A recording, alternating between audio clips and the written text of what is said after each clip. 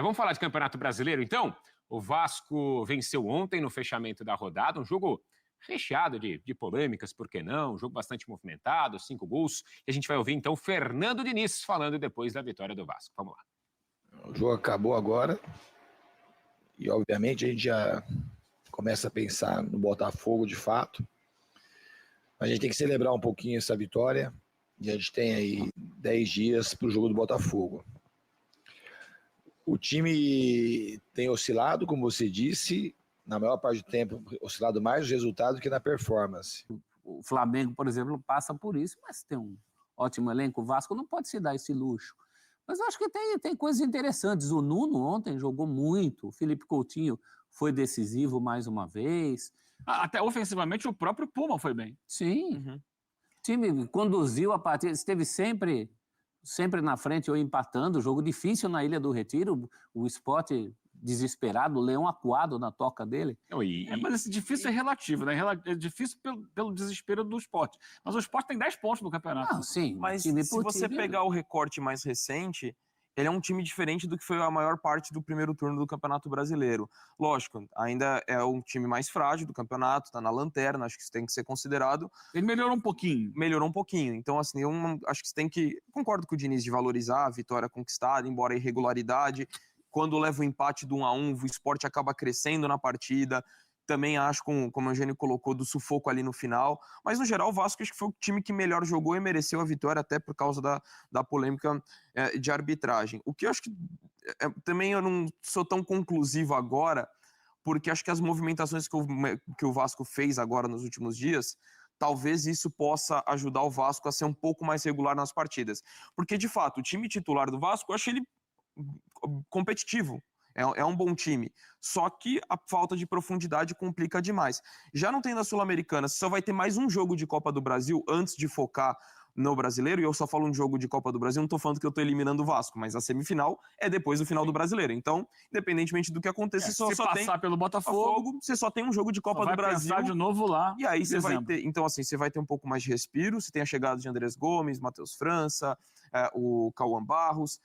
Talvez esses jogadores possam ajudar o Vasco a ser Robert menos... Renan pra zaga, né? Robert Renan, bem lembrado, que é talvez o setor que o Vasco precisasse mais de reforço. Então, acho que isso pode ajudar o Vasco a ser um pouco mais regular na competição. Recentemente, se olhar da pausa da Copa do Mundo até agora, ainda é um time que oscila demais. Acho que até o Vasco tem mais time do que outras equipes que estão ali na luta contra ele, contra o rebaixamento, que algumas delas, mas...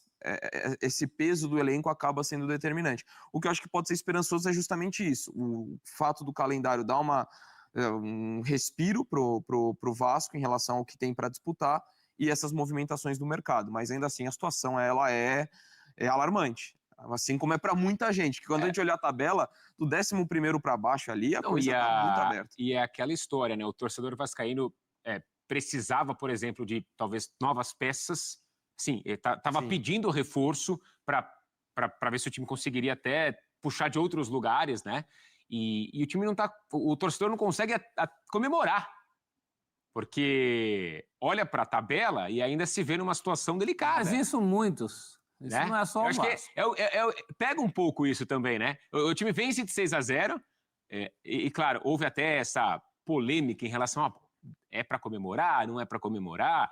O time vence, vitória boa fora de casa, e se vê também numa situação na tabela em que não dá para ficar... Não é uma comemoração, é um alívio. É um alívio. Respira, ufa. Sair da zona de rebaixamento. Tem muita coisa pela frente ainda. Mas é duro, né? Vai ser uma disputa É duro viver assim, né? É duro, mas é a realidade do Vasco. Mas, Suman, vamos lá. O Vasco caiu a primeira vez em 2008. Né? De 2008 para cá, qual foi o ano que ele teve tranquilo no Campeonato Brasileiro? Ele foi rebaixado outras 3 vezes, né? 11, 12. Ponto. Tá sempre ali. Se não é rebaixado, ele tá lutando até o final. Nos últimos anos foi assim. Chegou até a penúltima rodada. Acho que na penúltima rodada o Vasco deu uma aliviada ano passado.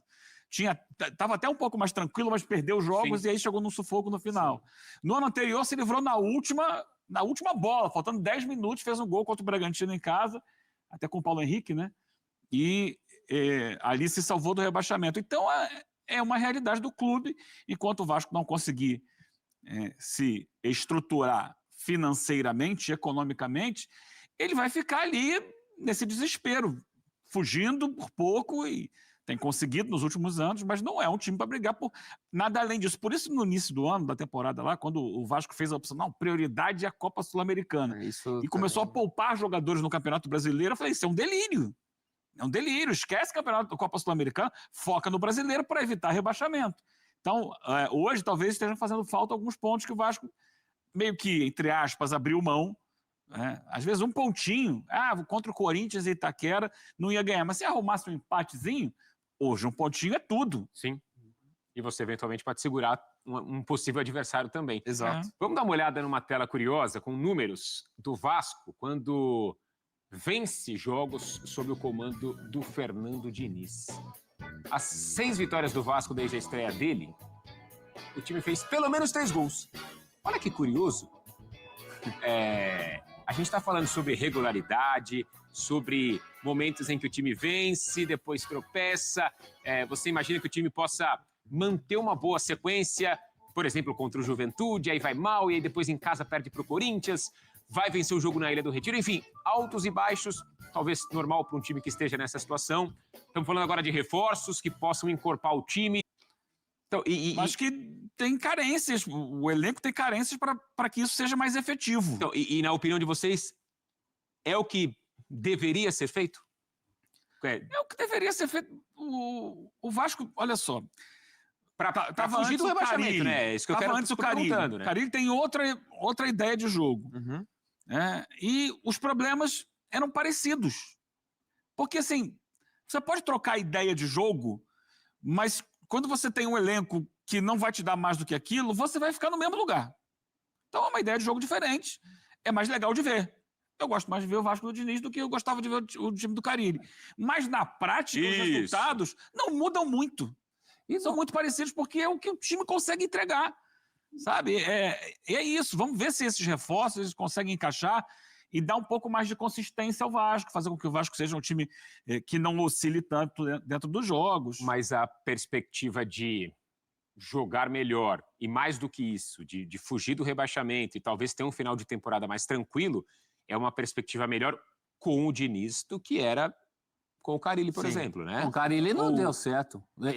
Esse elenco e esse time O já Gênio tentaram não acha. a reação. Não, eu acho que assim, é um time... Eu também, eu tô nessa Senão ele linha. tava aí até hoje. Eu também. Se o Vasco lento, gradual e seguro Ainda tivesse que eu ganho goste, os pontos... é duro falar que eu gosto do trabalho Mas do Carille também- porque ele acabou de tomar 8, né? Mas Mas também com o Diniz também. O jogo semana passada, eu gosto muito do Diniz, tá? O jogo contra o Corinthians, ele erra muito. É uma derrota que passa muito pelas decisões equivocadas do Diniz, que vai além de você implantar um estilo de jogo. Uhum. É você ter a leitura do que está acontecendo na partida. Então o Vasco teve problemas contra o Corinthians por perder o meio de campo, que é normalmente o grande forte do Vasco. É ter a capacidade de controlar o jogo a partir da posse de bola. Contra o Corinthians entrou com um nível de intensidade tão alto e com uma mudança no próprio estilo do Corinthians de jogar, colocou 4 volantes, colocou mais 2 meninos, que fizeram com que o Corinthians fosse mais intenso que o Vasco e impedisse o Vasco de controlar o jogo a partir da troca de passes. E ele foi enfraquecendo esse meio de campo do Vasco conforme o jogo passava, porque aí ele perdeu o Tietê machucado. Aí ele coloca o Verratti e traz o Nuno para ser volante. O Nuno não é volante, aí perde ainda mais o meio de campo. Então, ele fez uma leitura errada do jogo naquela partida. Agora, nem sempre faz, nem sempre erra, nem sempre acerta. É um técnico que tem uma ideia de jogo, às vezes ele estica demais a corda nessa ideia de jogo. Pode funcionar, pode não funcionar. Contra o Corinthians não funcionou, em outros jogos funcionou. Então, mas o que vai dar a batida do Vasco, o ritmo do Vasco no campeonato, vai além da ideia do Diniz. Vai no que o time em campo consegue entregar. E agora talvez possa entregar mais até pelas peças que vão chegando E ver como essas peças encaixam. com ele no comando, mas é o que o torcedor vai... É onde o torcedor vai se agarrando. Né? Robert Renan, por exemplo, é um zagueiro talhado para jogar com o Diniz. É o tipo de zagueiro que o Diniz gosta. E isso é bom ou ruim? Isso é bom quando ele não perde a bola. É aquela história... Então, mas aí é duro, né, aquela cara? história do torcedor que gosta de ter disputa Mas aí de é duro, pênaltis. cara. Você gosta de disputa de pênaltis? Eu não, quando não é o meu time. Quando não é o seu time, você não gosta? Não, é uma diversão. Exato. É uma diversão. É que nem o Robert Renan e o Diniz. A gente gosta de ver... no nosso time, pô, que bonito. Se errar, errou. Perdeu. Faz parte. Porque não é o seu, Porque né? não é o seu time. É o futebol vistoso e tal. Eu sei Só que o torcedor fica desesperado. Pô, esse cara vai querer driblar aí. É o zagueiro, o último homem vai querer driblar. Ih, perdeu a bola. Às vezes eu fico meio assim, porque a gente vai falar... Quando dá certo, é uma maravilha. Então, é duro, porque sempre que a gente fala do Diniz, a gente volta para esse assunto, né? Às vezes eu me sinto até meio chato, assim, de toda... Mas faz olha, parte, né? Já que o Diniz quer que o zagueiro saia com a bola, não é melhor que esse zagueiro seja o Robert Renan, que muitas vezes sabe sair com a bola e quer sair com a bola, melhor que o João do Vitor. que você pegar um zagueiro que não sabe sair com a bola? É melhor que Em fosse tese, o Van você Dijk, tem tá, mais. prof? Se fosse o Van Dijk, seria bom. Você eu Mas acho. assim, não tem Van Dijk para todo mundo. mas é aquela história, é você encaixar o jogo ou não encaixar o jogo. O Diniz não é pior do que aqueles técnicos que querem dar bico para frente. Sabe? Ele é o cara que quer ver o jogo jogado. E para isso você precisa assumir riscos. E não é o Diniz, é o futebol mundial hoje. Você vai na Europa, você vai ver isso em quase todos os jogos. Só que ele, como também o técnico que gosta de dar bico para frente, vai depender dos jogadores executarem bem as ideias. Mas eu ainda acredito que, tendo essa questão, para mim, pode ser muito determinante das contratações e do foco total no brasileiro. Nem digo tanto do calendário, porque ao mesmo tempo que a Copa do Brasil vai lá para frente, tem mais datas de campeonato brasileiro, então a sequência continua pesada. Mas enxergando esse foco único e com as contratações, não sei o que vai acontecer, mas acho que o Vasco tem condições assim de conseguir se afastar um pouquinho da zona de rebaixamento. Não de fazer um baita campeonato, subir para a primeira metade da tabela, mas acho que tem condições ali de se manter fora da zona de rebaixamento. Lógico, vai ser determinante o quanto que isso vai ser aplicado, vai ser colocado em prática, mas o cenário me faz acreditar que tem condições de se manter fora do Z4. O rebaixamento é uma questão, já brincou de batata quente? Batata quente, você tem que passar para o outro. Você tem que achar 4 para cair. Eu acho que Fortaleza e Sport Já se encontraram. já foram. Essa questão da ascensão do Juventude é um caso sério, porque acaba sobrando para alguém. O Vitória não se Ver o entrega... fôlego dessa reação do Juventude, né? A gente tem exemplos de times que esboçam uma reação, mas em algum momento perdem fôlego nessa reação. O Vitória começou a fazer isso. O próprio Sport começou a fazer isso. Opa, deu uma melhorada. Subiu, daqui a pouco já voltou para aquele lugar de novo. Então, é uma coisa que a gente tem que medir rodada a rodada. Repito, olhe para o Bragantino, veja o Bragantino descendo a ladeira. Não conta, o torcedor do Vasco não conta com o Bragantino. Não é contar com ninguém, não. O Vasco tem que fazer o dele. Você sabe, o ano passado tinha um time mais ou menos nessa situação do Bragantino, Criciúma. que era o Criciúma. O Criciúma dependia só das tais poucas vitórias. Elas não vieram. E que também está muito aberto, assim, a gente mostrou a tabela no começo, para mim, olha, do 11º, que é o Ceará, para baixo, não consigo falar que ninguém está O confortável. Galo, ano passado, se tornou um candidato ao final Se livrou do na campeonato. última rodada. Né? Foi indo. E quem vai encher a boca aqui esse ano para falar que o Galo é candidato ao rebaixamento? Ou vai brigar contra o rebaixamento? Hoje ele é um candidato. Tudo bem, mas assim, é difícil falar isso, né? Você não fala com tranquilidade, o Galo vai brigar. E aí você viu nesse momento as palavras da galera da ESPN analisando um pouquinho sobre esse jogo Vasco da Gama 3, Sport 2 na Ilha do Retiro. E até peço desculpa que minha voz está muito ruim, então, assim, o vídeo vai ser literalmente aqui na raça. Mas vamos lá, sobre a situação do pênalti, né? Uma vergonha gigantesca do senhor Rafael Claus, né? Você olha diversos lances no cenário brasileiro, mundial, e, cara, você dá um pênalti daquele nível ali do Lucas Freitas, cara, foi vergonhoso, cara. Foi um vexame aí da arbitragem brasileira. E aí, cara, por isso que tem reclamações, por isso que tem pedidos para que seja profissionalizado essa questão de árbitro no Brasil, porque senão, cara, vai continuar sofrendo, vai continuar tendo problemas de arbitragem. Cara, enquanto não tiver uma resolução desse problema, vai ser difícil. Vai ser difícil. Porque o que mais me intriga é que o Rafael Claus sequer foi no VAR. O Rafael Claus não foi chamado pelo VAR. Inclusive, eu queria ouvir até o áudio do VAR para poder a gente tirar uma conclusão, entender como que o Claus conversou ali com o árbitro de vídeo, se o árbitro de vídeo chegou a recomendar uma revisão ou se não recomendou.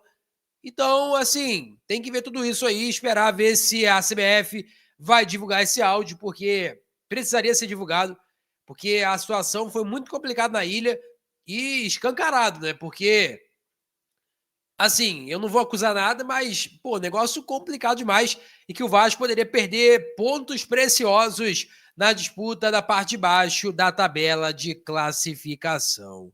Peço a você que deixe o like, é muito importante para o nosso canal. Acione o sininho de notificação para não perder nenhum conteúdo.